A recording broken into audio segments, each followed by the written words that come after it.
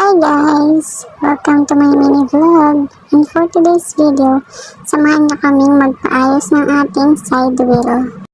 Sa mga nakapanood nga ng ating nakaraang vlog, napansin nga ni Mr. habang tayo bumabiyahe na hindi pantay yung ating side wheel.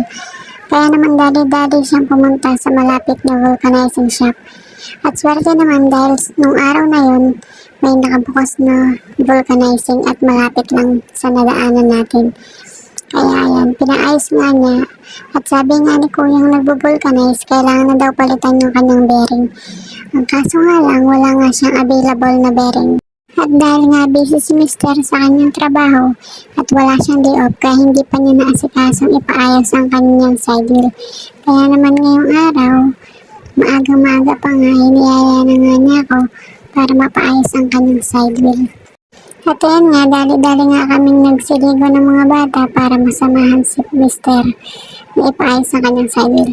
Kailangan din kasi ipaayos dahil nga araw-araw ginagamit niya service sa kanyang pagpasok. Mahirap naman kasing masiraan sa may daan kung hindi namin ipapaayos agad. Lalo't ginagamit niya sa pagpasok niya. At sa wakas nga, nakarating nga kami dito sa kanyang sukinon kung saan siya lagi nagpapagawa. At buti na nga lang ngayon nakabukas sila at natsyempuhan niya rin si Kuya na gumagawa. Dahil nga ilang araw na rin niyang hinahanap si Kuya at wala nga siyang naaabutan dito. Kaya naman kinausap niya agad si Kuya para magpagawa ng kanyang side wheel.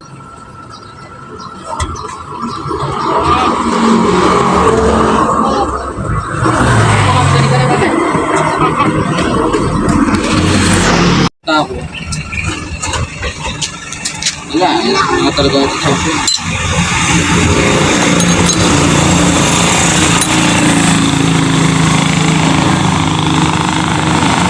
Lagi na tayo na.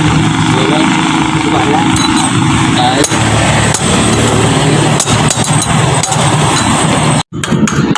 May masado na ko.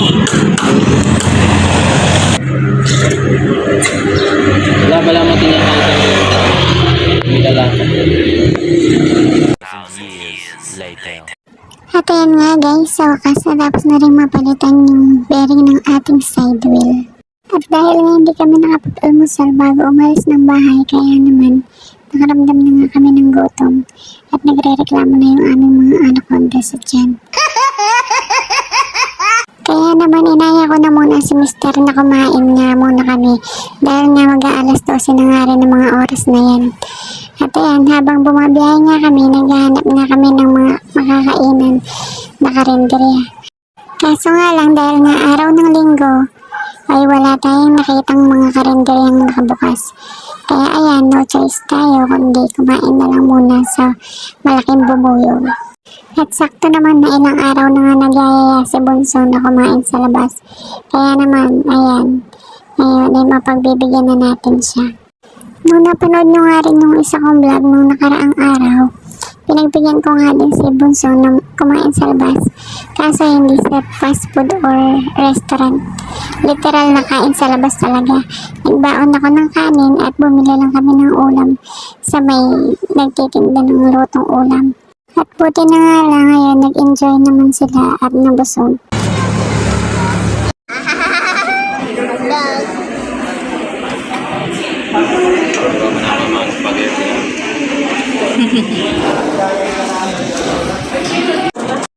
At ayan nga, nagsimula na nga kami kumain dito.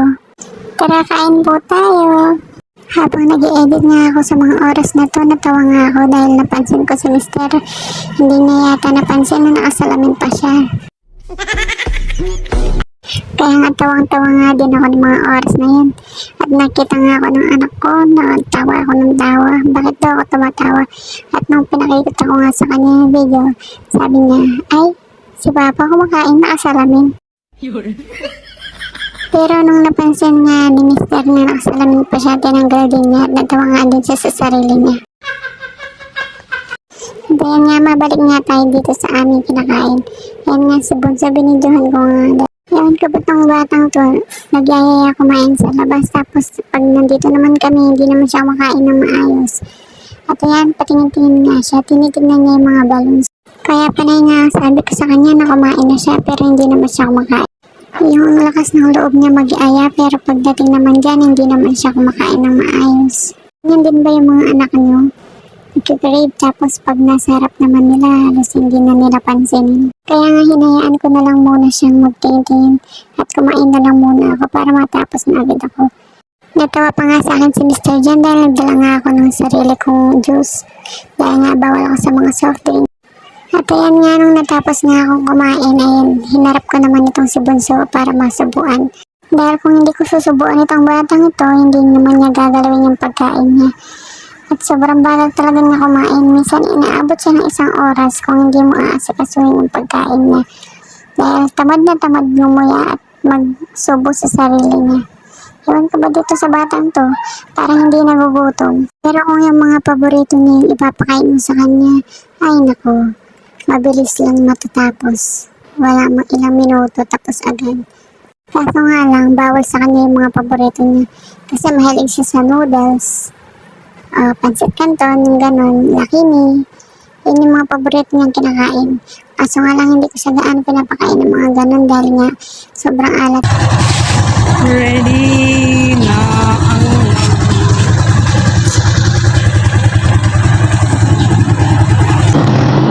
At ayan nga, tapos na nga kaming kumain kaya naman uuwi na tayo. May mga batang masaya na naman nga dahil nga napagbigyan na naman sa kanilang gusto. Ayan, minsan nga lang tayo makapag ng ganito kaya kahit pa paano, paminsan-minsan lang naman. Hindi naman masama kung minsan-minsan ay pagbibigyan natin yung ating mga anak sa mga gusto nila kung may pera naman tayo. Iba din kasi yung saya kapag napagbibigyan natin yung mga anak natin. Aminin man natin kahit walang-wala tayo minsan, lalo na yung mga anak natin may gusto. Halos gawin natin lahat, maibigay lang yung gusto nila para lang sumaya sila. Hindi naman habang panahon tayo yung magbibigay ng mga magpapasaya sa kanila. Dahil darating yung panahon na kaya-kaya na nila ibigay sa sarili nila kung ano man yung bagay na magpapasaya sa kanila o kung ano man yung bagay na gusto nila. At ayan nga, malapit na nga tayo sa bahay kaya naman dito ko na lang tatapusin yung aking mini vlog. Salamat sa panonood. Bye guys!